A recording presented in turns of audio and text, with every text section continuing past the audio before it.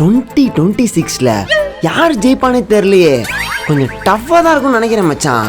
ஆனா எனக்கு எனக்கு ஒரு பிரச்சனைண்ணா, எப்படியாவது என்ன காப்பாத்துங்கண்ணா. என்னடா பிரச்சனை அதை சொல்ல, அப்பதான் காப்பாற்ற முடியும்.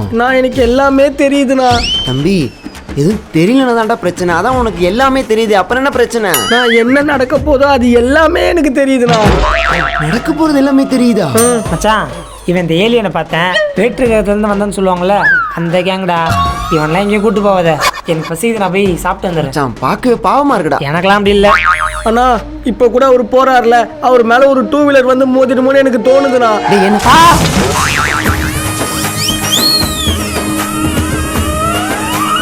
தம்பி பயப்படாத, ஒரு நல்ல ஹாஸ்பிட்டலா பார்த்து போயிடலாம். உட்கார் இரு.